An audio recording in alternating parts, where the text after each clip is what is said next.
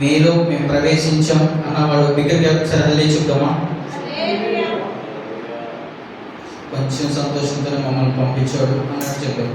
హల్లెలూయా, హల్లెలూయా. దేవాది దేవుడు ఆయన ఎంతగానో మనల్ని కాపాడుకుంటూ కాపాడుకుంటా భయంకరంగా ఉన్నాయి. అవునా? ఎండలు భయంకరంగా ఉన్నాయి. నైట్ పూట కూడా వేడిగాలు వస్తుంది. చాలా భయంకరంగా ఉంది. పరిస్థితులే చాలా భయంకరంగా ఉన్నాయి. ఎక్కడ చూసినా భయంకరమైన పరిస్థితులే ఉన్నాయి.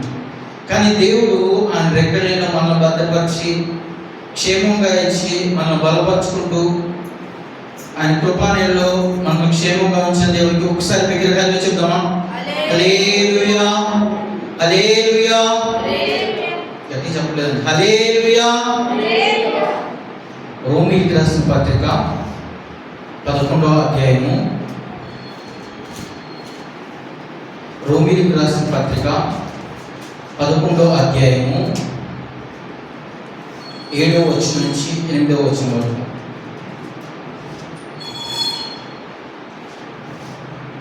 రోమీయులకు రాసిన పత్రిక 11వ అధ్యాయము 7వ వచనం నుంచి 8వ వచనం వరకు చదువుకున్నాం. అలాగైనా ఏమగును, ఇశ్రాయేలు వెతికినది ఏదో అది వారికి దొరకలేదు, ఏర్పాటు నొందిన వారికి అది దొరికెను, తక్కిన వారు కఠినాచిత్తులయ్యింది. హల్లెలూయా, హల్లెలూయా. దేవాది దేవుడు ఈ మాటల ద్వారా మనతో మాట్లాడలాగున చిన్న ప్రార్థన చేసుకున్నాం. మహాపరిశుద్ధుడు, మహాగణుడు, మహోన్నతుడైన గొప్ప దేవా, నీకు వందనాలు, స్తోత్రాలు దేవా. అయ్యా, ఈరోజు రోమీయులకు రాసిన పత్రిక 11వ అధ్యాయం 7వ వచనం ద్వారా ప్రభా మీరు మాతో మాట్లాడండి ప్రభా. ఇశ్రాయేలు వెతికినది దొరకలేదని ప్రభా, ఏర్పరచుకున్న వారు ప్రభా వాళ్ళు వెతికినది వాళ్ళకు దొరికిందని ప్రభా ఈ వాక్యం ద్వారా మీరు మాకు తెలియజేశారు ప్రభా. ఈ వాక్యంలో ఉన్న మర్మాలు మాకు తెలియజేయండి. వాటిలోని అర్థాలతో ప్రభా మేము తెలుసుకొని ముందుకు వెళ్ళడానికి కృప చూపించండి దేవా. నీకు వందనాలు, స్తోత్రాలు దేవా. ఏది వెతికారో ఏది వెతకలేదో ప్రభా, వేటిని ప్రభా పట్టుకొని వెతికారో ప్రభా, వాటి వల్ల పట్టుకోలేకపోయారో ప్రభా మీరు తెలుసుకొని ముందుకు వెళ్ళడానికి సహాయం చేయండి దేవా. కృప చూపించండి దేవా. నీకు వందనాలు, స్తోత్రాలు దేవా. నిశ్చితానుసారంగా ప్రభా ఇక్కడున్న ప్రతి ఒక్క బిడ్డను మీరు జ్ఞాపకం చేసుకోండి. ఏ సాధారణ సంబంధమైన ఆలోచన ప్రభా ఎలాంటివి యావలో పనిచేయకుండా ప్రభా నీ బిడ్డలు వాక్యాన్ని శ్రద్ధగా ఆలకించి ప్రభా నీవనే పలకల మీద రాసుకోవడానికి కృప చూపించండి. ఎక్కడ బలహీనత ఏర్పాటు చేయకుండా ప్రభా యేసు రక్తంతో యావనంతో మేము బంధిస్తున్నాం దేవా. నీకు వందనాలు, స్తోత్రాలు దేవా. కృపతో మమ్మల్ని జ్ఞాపకం చేసుకున్నందుకు నీకు వందనాలు, స్తోత్రాలు చెల్లిస్తూ ఈ సేవకును మరుగు చేసుకొని మీరు మాట్లాడమని సమస్త ఘనత మహిమ ప్రభావాలు మీరు మాత్రం పొందుకోమని యేసు పరిశుద్ధ నామమున వేడుకున్నాం తండ్రి. ఆమేన్, ఆమేన్, ఆమేన్. హల్లెలూయా, హల్లెలూయా, హల్లెలూయా. ఇక్కడే ఉన్నాం కదా, 10 మంది ఉన్నాం కదా. హల్లెలూయా, హల్లెలూయా. టిఫిన్ చేయలేదు పొద్దునే.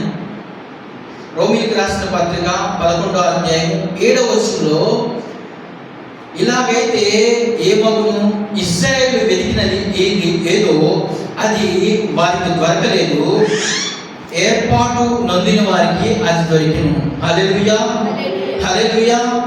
ఇక్కడ ఇశ్రాయేలు అంట వెతికారంట, వెతికింది వాళ్ళకి దొరకలేదు.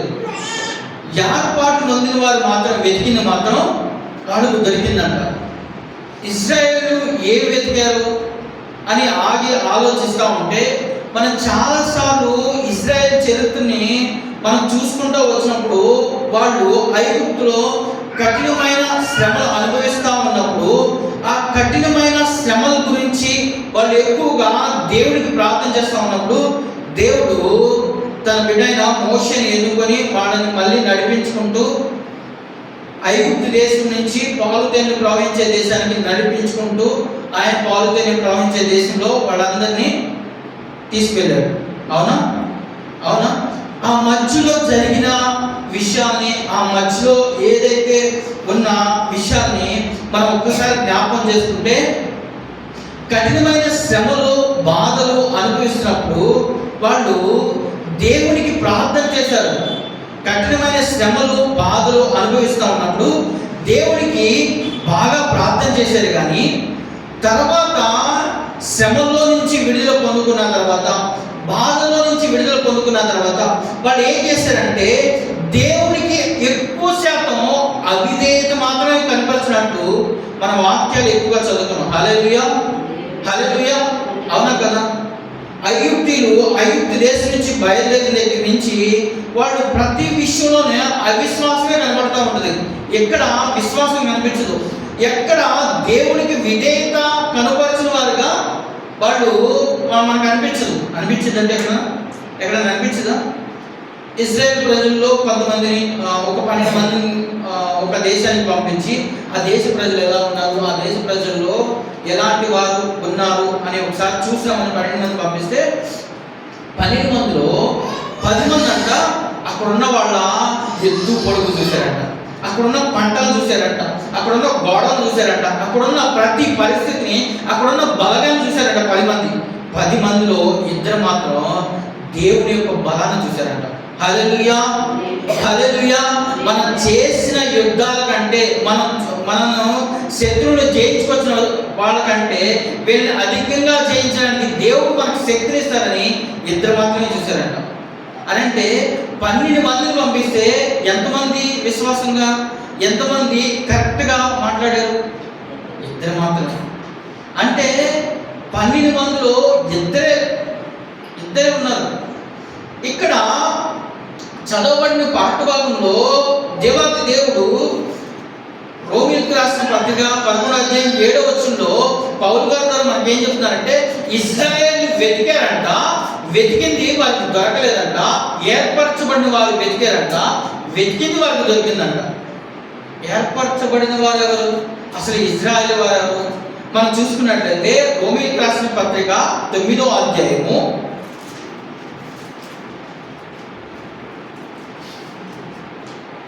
30వ వచనం నుంచి 31వ వచనం వరకు. అట్లయితే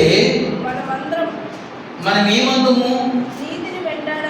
నీతిని వెంటాడని అన్ని జనులు నీతిని అనగా విశ్వాసమూలమైన నీతిని పొందిరి. అయితే ఇశ్రాయేలు నీతి కారణమైన నియమమును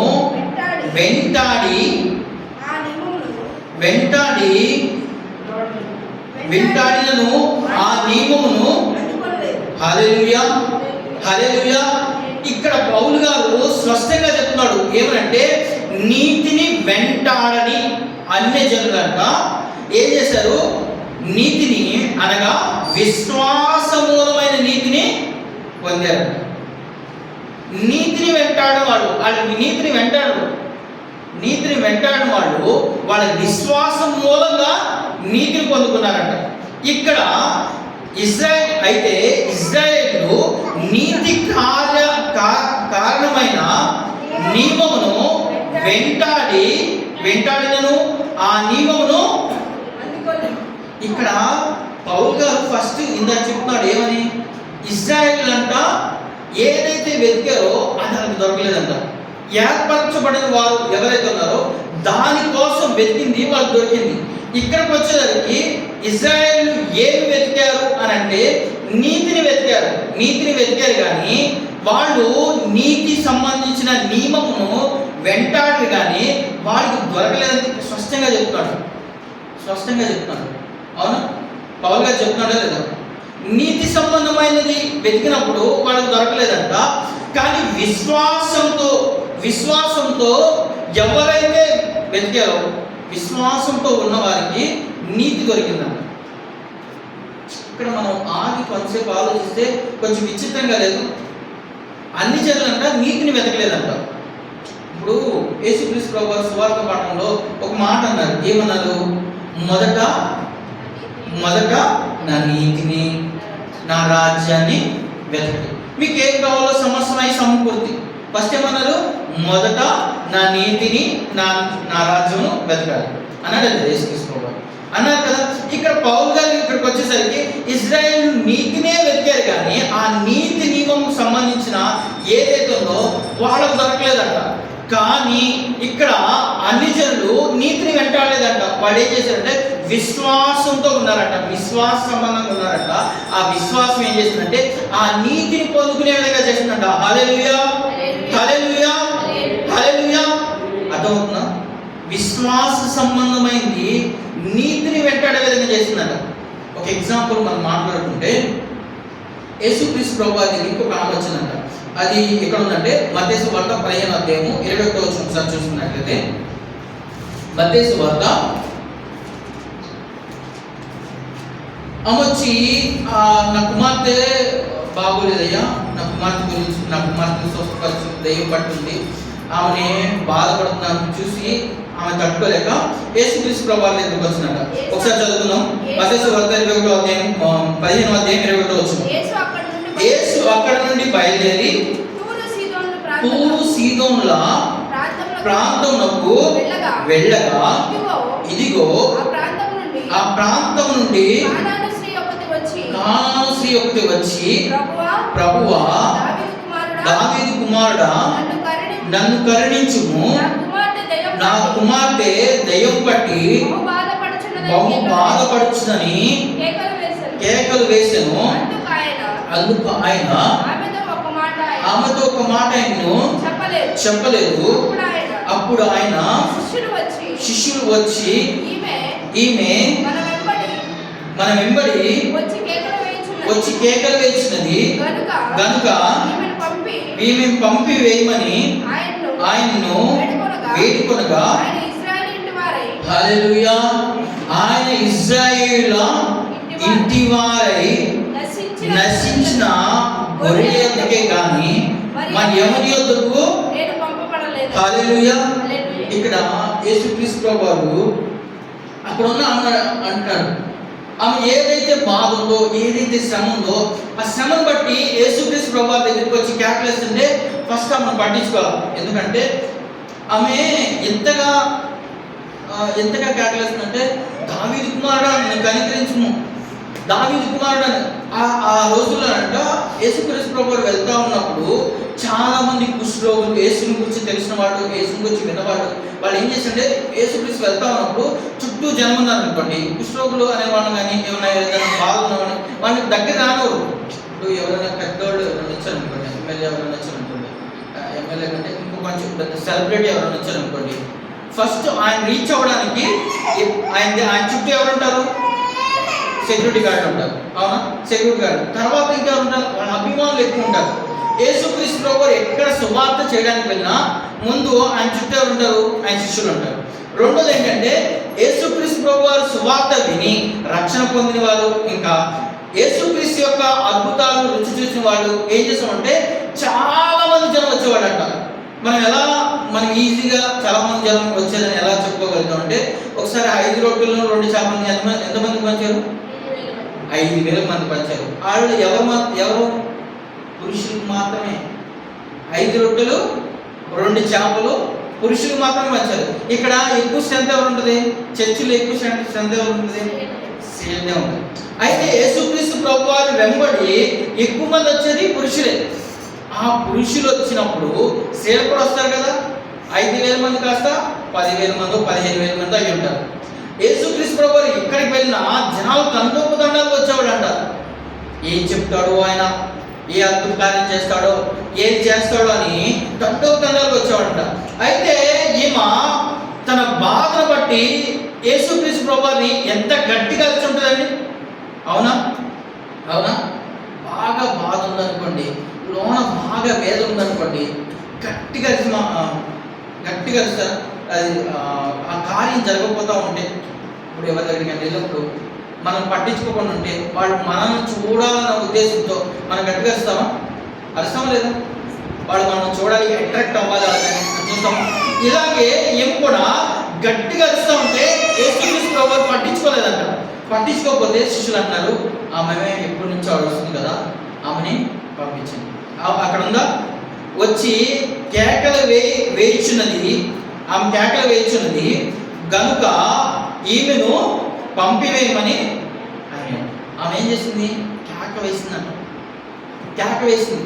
వేసిన తర్వాత యేసుక్రీస్తు ప్రభువు చెప్తున్నారు ఏమనంటే, ఆయన ఇశ్రాయేలు ఇంటి వారైన నశించిన గొర్రెల యొద్దకి. యేసుక్రీస్తు ప్రభువు ఎవరి దగ్గరికి వచ్చారంట?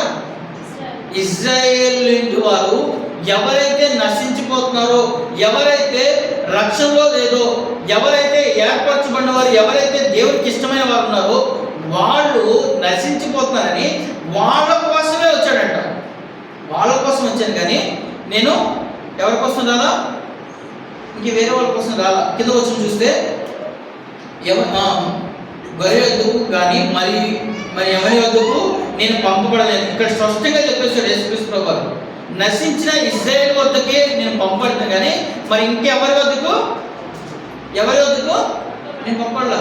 నీకు అద్భుత కార్యం చేయాల్సిన అవసరం నాకు లేదు, ఇంకా ఎవరికైనా ఆశ్చర్యకార్యం చేయాల్సిన అవసరం నాకు లేదు, నీ మాట వినాల్సిన అవసరం నాకు లేదు. ఎవరైతే ఇశ్రాయేలు నశించిపోతున్నారో వాళ్ళ కోసమే నేను వెళ్తాను. ఇక్కడ కింద వచ్చి ఒకసారి చూసుకున్నట్లయితే, అయినను ఆమె వచ్చి ఆయనకు మొక్కి, ప్రభువా నాకు సహాయం చేయమని అడిగాను. అందుకు ఆయన పిల్లలు రొట్టె తీసుకొని కుక్క పిల్లలకు వేయుట. హల్లెలూయా! ఎంత మాట, పెద్ద మాట,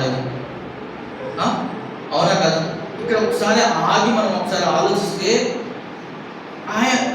ఆమె ఎంత లోబడింది. ఆయనకు మొక్కిందంట. ఫస్ట్ కేకలు వేసిందంట. రెండోసారి ఆయనకు మొక్కి, ప్రభువా నాకు సహాయం చేయి. బాధలో ఉండి, వేదనలో ఉండి, ఆ కుటుంబంలో ఆ కూతురు చూసేసరికి తల్లి అల్లాడిపోతూ ఉంది. చాలామంది తల్లులు బిడ్డలకి ఏదైనా జరిగితే అల్లాడిపోతూ ఉంటారు.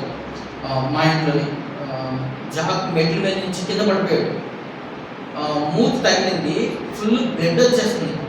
అక్కడి నుంచి ఆ జరిగిన 1 minute నాకు ఫోన్ వచ్చేసింది. వాళ్ళమ్మ చెప్తా ఏడుపు వచ్చేసింది. అమ్మ వాడికి ఎంత దెబ్బ తగిలిపోయింది, అల్లాడిపోయింది. అంటే నాకు ఆ తల్లి యొక్క ప్రేమ నాకు అక్కడ అర్థమైంది. అంటే తన కుమారుడికి తగిలిన దెబ్బను బట్టి తల్లి ఏమైపోయింది? అల్లాడిపోయింది. నా బిడ్డకి అంత దెబ్బ, ఆ ఇమ్మీడియట్గా ఇన్ఫర్మేషన్ నాకు చెప్పింది.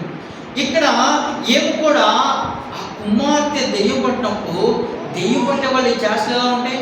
వాళ్ళని హింసించుకుంటూ ఉంటారు, వాళ్ళు సరిపరుచుకుంటూ ఉంటారు. పిల్లలకి ఏదైనా చిన్న దెబ్బ తగిలితేనే తల్లిదండ్రులు తట్టుకోగలుగుతారా? కానీ మనం కొట్టేటప్పుడు మాత్రం గట్టి కొడతాం. కానీ వాళ్ళ దెబ్బ తగిలిందనుకోండి, బాగా దెబ్బ తగిలిందండి, ఎందుకు అట్లా చేశాను అంటామా?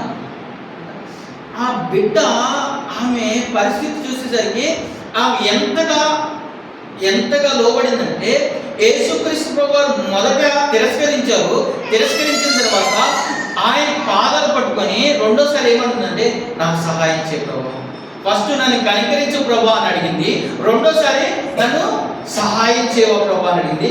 తర్వాత మూడోసారి వచ్చేసరికి యేసుక్రీస్తు ప్రభువారు ఎంత మాట అన్నారంటే, ఫస్ట్ నేను చేయలేని త్రోసేశారు, రెండోసారి వచ్చిన తర్వాత ఆయన ఏదైతే చెప్పాడు, నేను మీ దగ్గర పంపించలేదు, మీకు చేయను అని చెప్పేసిన తర్వాత మూడోసారి వచ్చిన తర్వాత ఒక మాట అన్నాడు. ఏమంటే, పిల్లలు ఏదైతే రొట్టెని తీసుకొని తింటున్నారో అది కుక్క పిల్లలకి వేస్తారా? ఏమన్నాడు డైరెక్ట్గా? కుక్కని అని అన్నాడు కదా. ఆ మాట ఎంత బాధ అనిపిస్తుంది. ఆ అవమానానికి నన్ను అంత మాట అంటావా, నన్ను కుక్క అంటావా అని వెళ్ళిపోవచ్చు కదా. వెళ్ళిందమ్మా? వెళ్ళదు.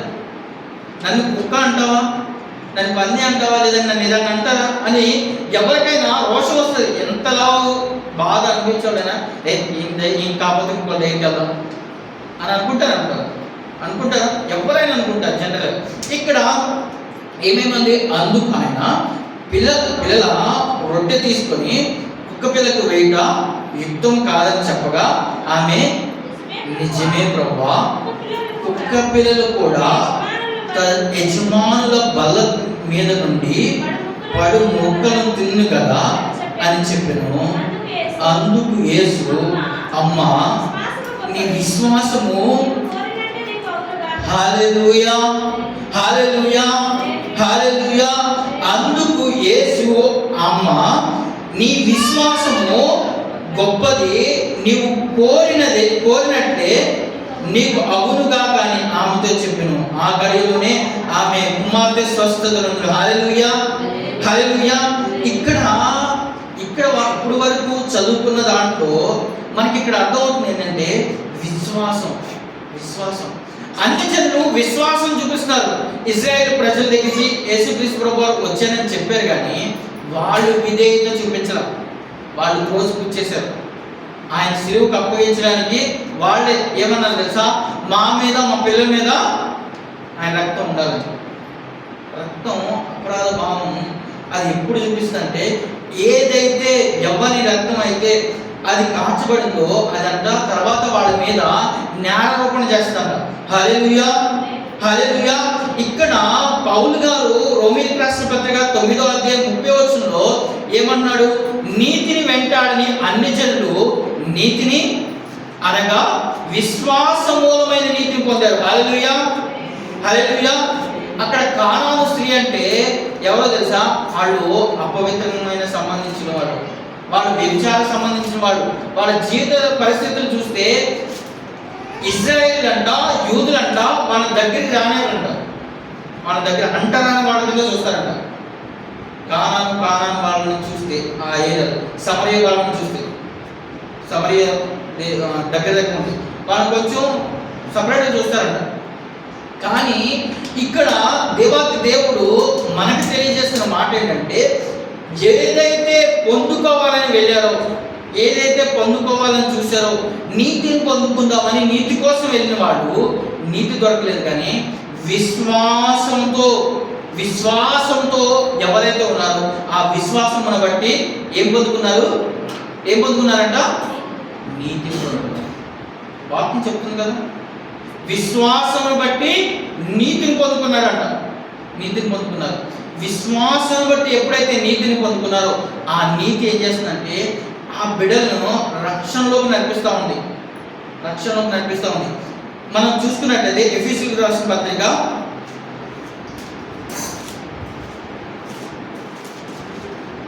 2వ అధ్యాయము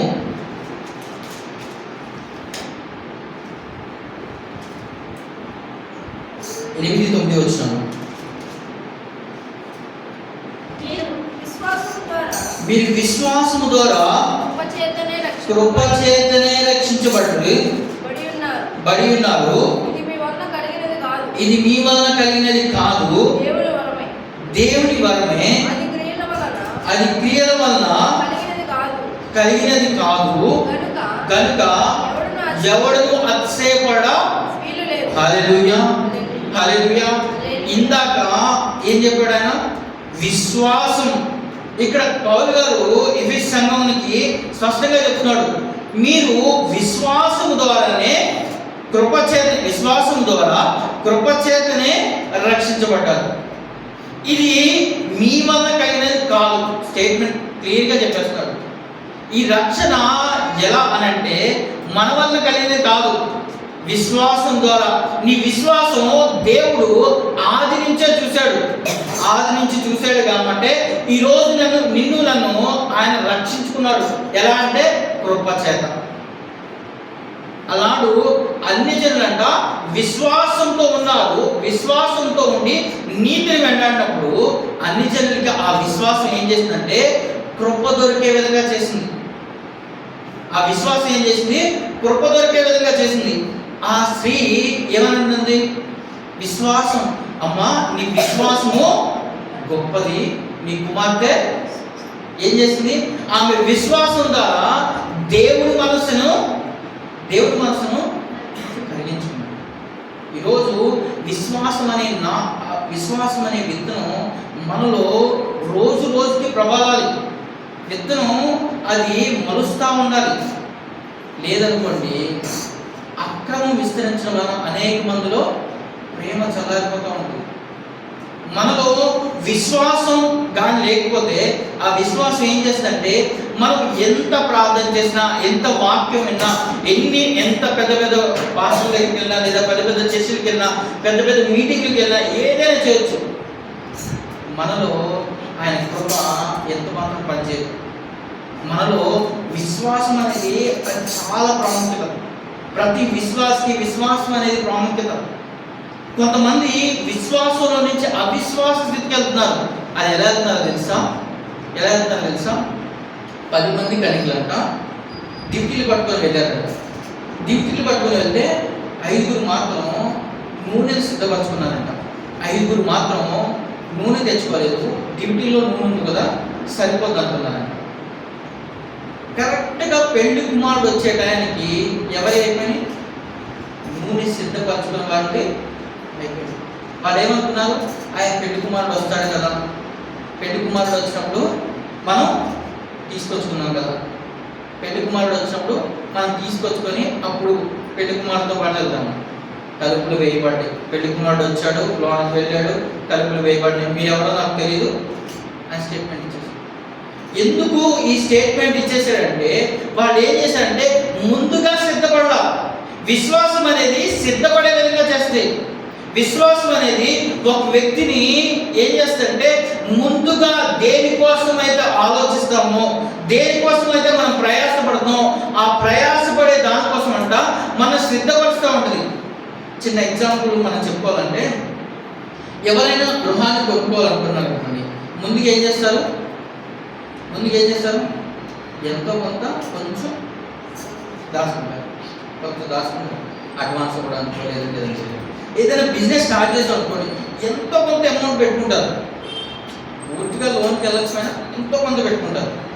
ఆ కొంత అమౌంట్ అది ఇచ్చిన తర్వాత మిగతా దానికోసం ప్రయాసపడతారు. ముందు అది ఉందనుకోండి, మనకి ఎంత ధైర్యం ఉంటుంది? విశ్వాసం అనేది కూడా మనకేం తెలుసా? ధైర్యాన్ని నింపుతుంది. హల్లెలూయా, హల్లెలూయా, హల్లెలూయా. విశ్వాసం అనేది మనం ఏం చేస్తుందంటే ధైర్యంలో నడిపిస్తూ ఉంటుంది. ఇశ్రాయేలు పొందుకోపోవడానికి కారణం ఏంటో తెలుసా? వాళ్ళ విశ్వాసంలో సన్నగిలిపోతూ వచ్చారు. ప్రతి విషయంలోనూ వాళ్ళు చూసింది ఏంటో తెలుసా? మోషే వైపే చూశారు. ఎర్ర సముద్రం వచ్చింది, మోషే అన్నారు. ఎరుకో గొడవ వచ్చింది, మోషే అన్నారు. అసలు ఐగుప్తులో ఎన్నో తెగుళ్ళ నుంచి, ఎన్నో పరిస్థితుల నుంచి కాచి కాపాడిన దేవుణ్ణి జ్ఞాపకం చేసుకోలేకపోయారు. ఈరోజు ఈ పరిశుద్ధ దినం రోజున దేవాది దేవుడు మనతో సూటిగా స్పష్టంగా మాట్లాడుతుంది ఏంటంటే, ఏదైతే మనం దొరుకుతుందో, ఏదైతే మనం వెతుకుతున్నామో అది దొరకపోవడానికి కారణమైంది ఏమైతే ఉందో ఒకసారి మనం పరిశీలన చేసుకుందామా? ఇశ్రాయేలు వెతికింది దొరకపోవడానికి కారణం ఏంటి? ఏర్పరచబడిన వారు ఎవరైతే ఉన్నారో వారికి దొరికింది ఏంటి? అనిచేతంట విశ్వాసంతో ఉండడం వల్ల ఆ విశ్వాసం ద్వారా గొప్ప కార్యాలు చూస్తున్నారంట. కానీ ఇశ్రాయేలు మాత్రం వాళ్ళ జీవితంలో అలనాడు ఐగుప్తు దేశంలో జరిగిన అద్భుత కార్యాలు, అలనాడు పాలు తేనె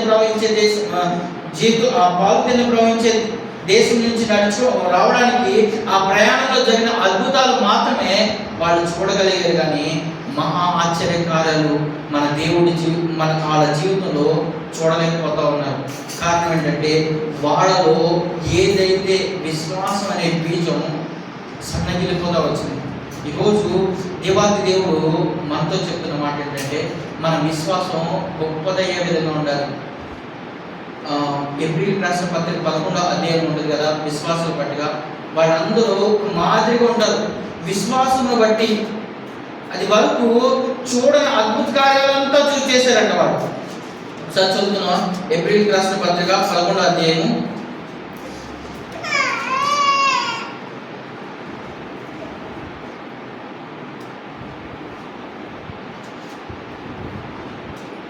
1వ వచనం. విశ్వాసం అనేది నిరీక్షించబడే వాటి యొక్క నిజ స్వరూపము, అదృశ్యమైనవి ఉన్నవనుటకు రుజువై ఉన్నది. దాన్ని బట్టి పెద్దల సాక్ష్యం పొంది ప్రపంచములు దేవుని వాక్యం వల్ల నిర్మాణమైనవనియు అందుని బట్టి అదృశ్యమైనది కనబడే పదార్థములచే నిర్మింపబడలేదనియు విశ్వాసం చేత గ్రహించుకొనుచున్నాము. హల్లెలూయా, హల్లెలూయా. ఈ విశ్వాసం ఏం చేస్తుందంటే నిరీక్షించబడే వాటి యొక్క నిజ స్వరూపాలుగా ఉంటాయంట. నిజ స్వరూపాలు. మనలో విశ్వాసం అనేది ఖచ్చితంగా ఉన్నప్పండి, ఆ విశ్వాసం ఏం చేస్తుందంటే మనం దేనికోసమైతే మనం చూస్తున్నామో, దేనైతే కొనుక్కోనుకున్నామో అది ఖచ్చితంగా కొనుక్కుంటామంట. ఇక్కడ ఏముంది? నిరీక్షించబడి వాటి యొక్క నిజ స్వరూపాలైందంట. హల్లెలూయా, హల్లెలూయా. ఈ విశ్వాసం మనల్ని ఏం చేస్తుందంటే కృప చేత రక్షించబడే విధంగా చేస్తుంది. కృప మనం ఏం చేస్తారు? అర్హత లేని వారికి అర్హత దయచేస్తుంది. యేసుక్రీస్తు ప్రభువారు ఆమెకి ఇది నాకు చేయడానికి వీలు లేదు, నేను చేయను అని చెప్పి త్రోసివేసిన ఆమెను అవమానించిన ఆమె ఏమని తెలుసా? ఆ విశ్వాసమును బట్టి కృప చేత ఆమె రక్షించబడింది. అవునా? ఆమె యొక్క విశ్వాసం కృప చేత రక్షించబడే విధంగా చేసింది. చాలా మంది విశ్వాసుల్లో ఏమవుతుందంటే, ఇందాక పౌలు గారు 11వ అధ్యాయంలో కిందకు వస్తే 7వ అధ్యాయం కిందకు వస్తే వాళ్ళ ఉదయం అంట కఠినంగా మారిపోతుందంట. అవునా? ఆ కిందకు వస్తున్న ఒకసారి చదువుకుందామా? అది దొరికిన తక్కిన వారు కఠినాచిత్తులయ్యారు. ఇందు విషయమై 7వ వచనం అలాగైతే ఏమవును?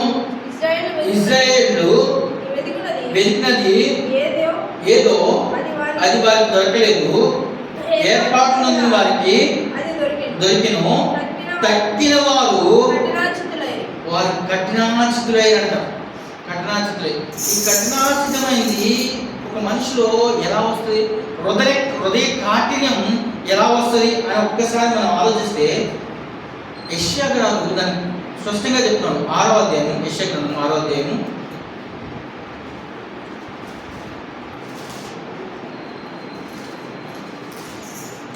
9వ వచనం నుంచి 10వ వచనం వరకు.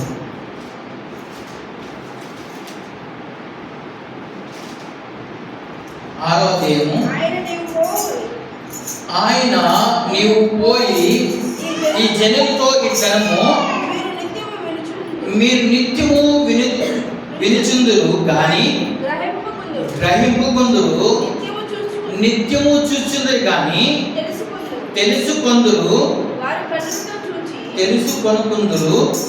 వారు కన్నులతో చూచి, చెవులతో విని, హృదయంతో గ్రహించి మనసు మార్చుకొని స్వస్థత పొందకపోనట్లు ఈ జనులు హృదయము క్రొవ్వు చేసి వారి చెవులు మందపరిచి వారి కన్నులు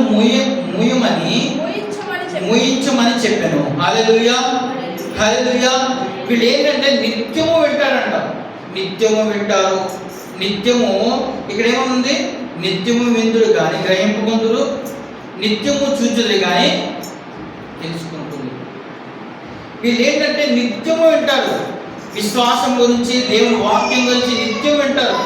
వీళ్ళు ఏంటంటే ఎప్పుడు చూస్తూ ఉంటారు, దేవుడు చేసే అద్భుతాలు చూస్తూ ఉంటారు. వీళ్ళ హృదయం ఎలా ఉంటుందంటే కోపట్టి కఠినంగా మార్చబడుతూ ఉంటుంది. కొంతమంది విశ్వాసంలో ఇది ఎక్కువైపోతుంది. కారణం ఏంటో తెలుసా? విశ్వాసం అనేది విశ్వాస సంబంధమైన విధంగా కృపచేతే రక్షించబడే విధంగా ఉండకపోవడమే కారణం. మన బైబిల్ గ్రంథంలో వ్యక్తిని చూసుకున్నట్లయితే ఆ వ్యక్తి అంతా రాజుగా నియమించబడక ముందు తాను ఎలాంటి వాడంటే ఒక గాడిదల్ని చూసుకునే వ్యక్తి, గాడిదలు కాచుకునే వ్యక్తి. ఒక విధంగా రాజు అయిన తర్వాత తన హృదయ కాఠిన్యం పెరిగిపోయింది, దేవుడికి విధేయత తగ్గిపోయింది. దేవుడు ఏదైతే చెప్తాడో ఆ చెప్పేది చేయడం మానేశాడు. ఎవరో తెలుసా? ఆయన సౌలు దేవుడు ఇష్టానుసారంగా చేసుకున్నాడు. ఇష్టానుసారంగా తన రాజుగా ఏర్పరచుకున్నాడు. ఎన్నిక లేని వ్యక్తిని ఎన్నుకున్నాడు. కారణం ఏంటో తెలుసా? ఆ వ్యక్తి తాను ఫస్ట్ ఉన్న విధేయత చివరి వరకు కనపరచలేకపోవడం. చివరి వరకు ఎందుకు విశ్వాసం కనపరచలేదు అని అంటే కారణం ఏంటో తెలుసా? కృపని మనం ఆశ్రయించకపోవడం వల్లే. కృప మనలో వచ్చినప్పుడు ఆ కృప ఏమంటది, ఇక్కడ ఉండే పౌలు గారు అన్నారు కదా, ఇది కృప చేతనే మీరు రక్షించబడ్డారు కానీ ఇది మీ వల్ల కలిగినది కాదు అన్నాడు కదా. ఒకసారి చదువుకుందామా? ఎఫెసీయులకు రాసిన పత్రిక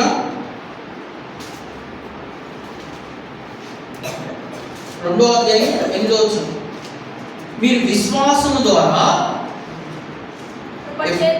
కృప చేతనే రక్షించబడి ఉన్నారు, ఇది మీ వలన కలిగినది కాదు, దేవుని వరం.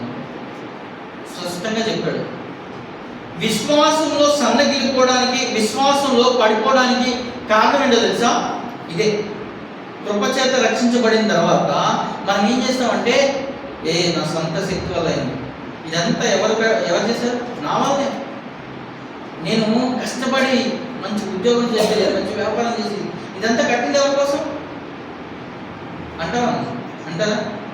అదే నా పొలం కానీ, నాకున్న ఆ ఇల్లు కానీ, నాకున్న సమస్యను నేను ఎట్లా నిద్ర మానుకున్నాను, తింటూ మానుకున్నాను, అన్ని మానుకొని నా ఆనందం, సంతోషం చంపుకొని నీకు ఇచ్చాను అంటారంట తల్లిదండ్రులు అంటారు.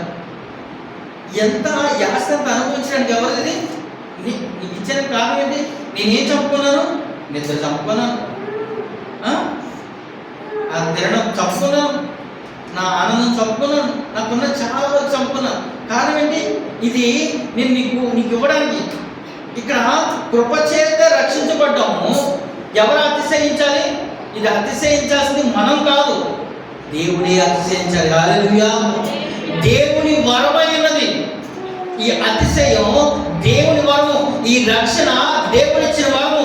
ఇలా క్షేమం ఉన్నామంటే దేవుడిచ్చిన వరము. మన కుటుంబాలు ఆనందంగా సంతోషంగా దేవుడిచ్చిన వరం. మన జీవితాలు నెమ్మదిగా ఉన్నాయంటే దేవుడిచ్చిన వరం. మన కుటుంబంలో ఎలాంటి ఎంతో ఆర్థిక పరిస్థితులు ఉన్నా మన జీవితంలో ఇంకా సంతోషంగా ఉన్నామంటే అది దేవుని వరమే. హల్లెలూయా, హల్లెలూయా. మన వల్ల మనం అతిశయించడానికి వీల్లేదు. దేవుని వరంతోనే బతుకుతాం, దేవుడిచ్చిన కృపతోనే బతుకుతాం. ఈరోజు ఇప్పుడు పడుకొని మళ్ళీ తిరిగి లేచామంటే దేవుడిచ్చిన వరమే, దేవుని కృపే. ఆ కృప మనం పట్టుకున్నప్పుడు ఆ కృప ఏం చేస్తుందంటే మన విశ్వాసంలో సన్నగిలిపోకుండా చేస్తుంది. మన సన్నగిలిపోకుండా 10వ వచనం అంటాడు కదా, మరియు వాటి యందు ఎవడును క్రియల వలన కలిగినది కాదు, ఎవడను అతిశయపడవలసిన వీలు లేదు. మరియు వాటి యందు మనము నడుచుకున్న వాళ్ళని దేవుడు ముందుగా సిద్ధపరిచిన సత్క్రియలు చేయటికి మనం క్రీస్తునందు సృష్టించబడిన వారమై ఆయన చేసిన పని అయిన. హల్లెలూయా. ఎలా ఉన్నామంట? మనం ఆయన చేసిన పని అయినాం. నేలమట్టితో ఆయన నరుణ్ణి చేసుకున్నాడు. మనల్ని ఎక్కడికక్కడే ఆయన చేసుకున్నాడు. ప్రతి విషయంలో మనకున్న ముక్కు కానీ చెవులు కానీ ప్రతిదీ ఆయన చేసుకున్నాడు. ఆయన వల్లే మనం కలుగున్నాం. అది ఎలా అంటే కృప ద్వారా ఆయన మనల్ని చేసుకున్నాడు. ఈరోజు ఈ పునరుద్ధరణ దినం రోజున దేవుడు మనతో చెప్తున్న మాట ఏంటంటే విశ్వాసంలో సన్నగిలిపోయే వారు ఉండకూడదు. మన విశ్వాసం బట్టి అతిశయించే వారు ఉండకూడదు. మనం ఏదైనా ఉందంటే అది దేవుని వల్ల మాత్రమే జరిగింది. హల్లెలూయా.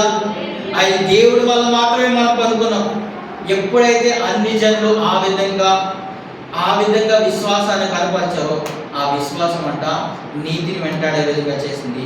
నీతిని వెంటాడే విధంగా చేయడమే కాకుండా ఏదైతే వెతికారో వెతికింది పొందుకున్నారు. ఈరోజు వెతికిన వారికి దొరకపోవడానికి, విశ్వాసం ద్వారా వెతికిన వారికి దొరకడానికి కారణం ఏంటంటే ఇదేనండి. విశ్వాసంలో ఎక్కడ వాడు సన్నగిలిపోరు. వాళ్ళు దేవుడి వైపే చూశారు.